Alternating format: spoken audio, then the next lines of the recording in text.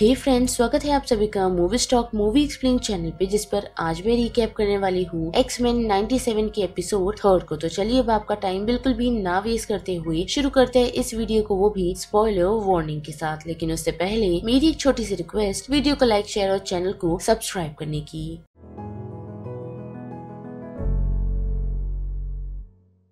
तो बड़े third episode की तरफ, जिसकी शुरुआत हमें ठीक सेकंड एपिसोड के एंड से ही दिखाती है, जहां हम देख पाते हैं कि जेन जेवियर हाउस आ पहुंची है, जिसे देख सभी लोग काफी कंफ्यूज है। लेकिन बीस्ट उसका इलाज करने का डिसाइड करता है क्योंकि उसकी हालत काफी खराब है। जिसके साथ साथ जेन अपनी टेलीपैथी को इस्तेमाल करती है और जेन की मेमोरी को, यानी कि दूसरी जेन की मेमोरीज को पढ़ना शुरू करती है। और देखते ही देखते उसे पता चलता है कि उन दोनों की मेमोरीज ऑलमोस्ट सेम है। जो देख जेन काफी ही कंफ्यूज है, लेकिन उसे ये भी पता चलता है कि सामने वाली जेन जो अभी अभी जेवियर पहुंची है, वो किसी लैब से बचकर यहाँ पहुंची हुई है। जिस कारण बीस्ट ये डिसाइड करता है कि वो उनकी डीएनए को एग्जामिन करेगा, जिससे ये पता लगाया जा सके कि एक्चुअल जेन कौन है। और उस डीएनए टेस्ट से हम देख पाते हैं कि नेथन की मदर एक लोन है। जो सुन वो काफी कंफ्यूज है, जिस बात पर उसे बिल्कुल भी बिलीव नहीं होता। और साथ ही साथ वो इस बात को लेकर ज्यादा हैरान हो जाती है कि आसपास के लोग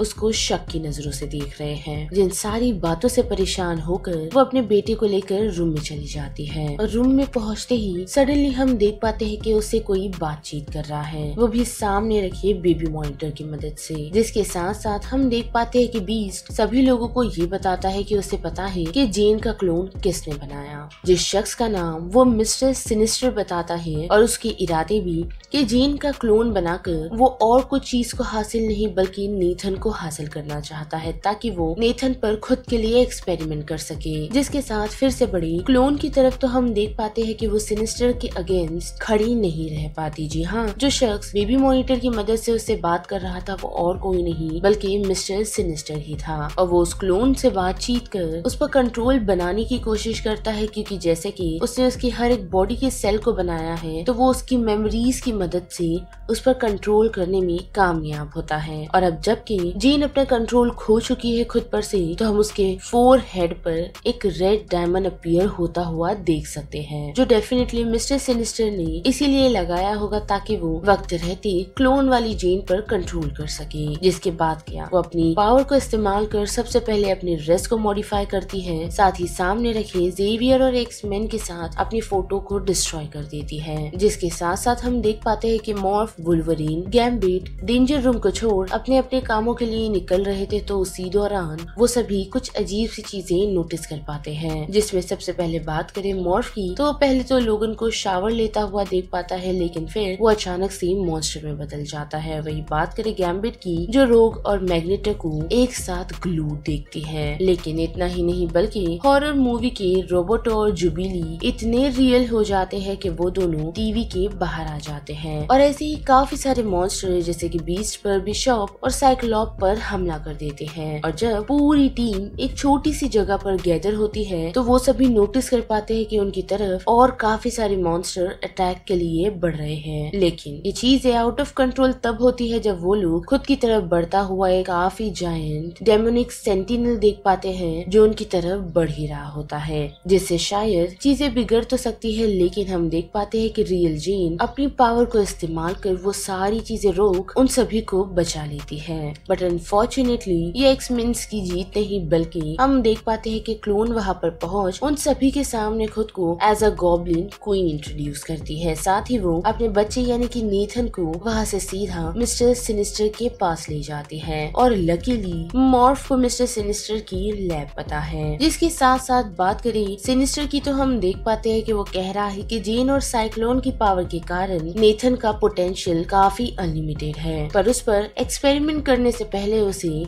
ऐसा बनाना होगा ताकि कोई भी उसे हर्ट करे तो उस पर कोई भी असर ना हो। जिसके लिए वो नेथन को एक अजीब सी ग्रीन केमिकल वाली मशीन में डाल देता है और उसे एक्टिव कर देता है, जिसके लिए नेथन की मदर यानी कि गॉब्लिन क्वीन उसे रोकती तक नहीं, क्योंकि वो और किसी का नहीं बल्कि एक्स-मेन के आने का वेट कर रही है। और हम देख भी पाते हैं कि विलन के मेंशन पहुंचते ही एक्स-मेन का सामना और किसी से नहीं बल्कि सबसे पहले गॉब्लिन क्वीन से होता है, जिससे वो सभी लड़ने की कोशिश कर रहे हैं। पर अनफॉर्चुनेटली गॉब्लिन क्वीन के पास भी वही पावर है जो जेन के पास है, जिस कारण वो उन सभी के माइंड के साथ काफी मेस कर रही है। वही दूसरी तरफ हम मेंशन में देख पाते हैं जहाँ जेन की आँख खुल चुकी है और वहाँ और कोई नहीं बल्कि लोगन मौजूद है जो उसकी पावर को एडजस्ट करने में उसकी हेल्प करता है। पर वो उसे उस लोकेशन पर नहीं ले जा सकता, जिस कारण जेन ने डिसाइड करती है कि वो अपनी पावर को इस्तेमाल कर उस क्लोन को रोकने की कोशिश करेगी, जिस कारण वो गॉब्लिन क्वीन के माइंड में उससे बातचीत करने का डिसाइड करती है। साथ ही वो उसे उसकी वो मेमोरीज दिखाती है जब वो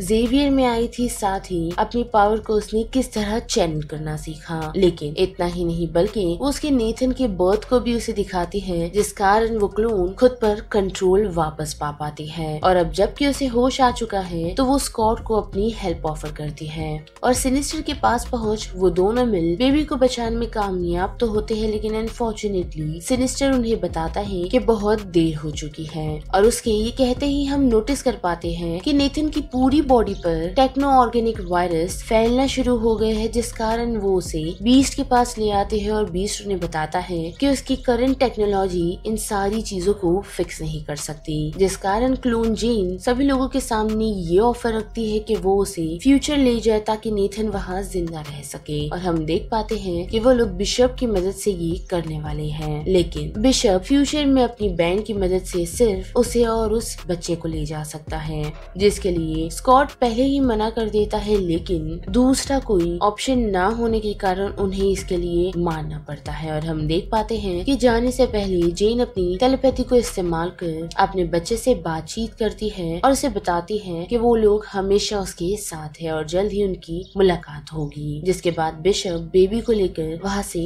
गायब हो जाता है और फिर हम देख पाते हैं कि रियल जेन ये देख पाती है कि वो क्लोन खुद को मैडेलिन प्रायर बुला रही है। साथ ही वो मेंशन को छोड़कर भी जा रही है, लेकिन उसे रियल जेन रोकने की कोशिश करती है, जिसके जवाब में मैडेलिन उससे यही बताती है कि वो हमेशा एक अलग लाइफ चाहती थी, यानी कि खुद की एक जिंदगी चाहती थी, जिस कारण ही अब वो यहाँ से जा रही है, क्योंकि उन्हें ये भी नहीं पता कि सिनिस्टर ने उन्हें कब स्विच किया। इतना कहकर वो वहाँ से चली जाती है। लेकिन इतना ही नहीं बल्कि हम देख पाते हैं कि जेवियर का पुराना कोई दोस्त जो खुद का नाम फॉर्ज बताते हुए स्टॉर्म से आकर मिलता है और उसे बताता है कि वो उसकी खोई हुई पावर को लौटाने में उसकी हेल्प कर सकता है।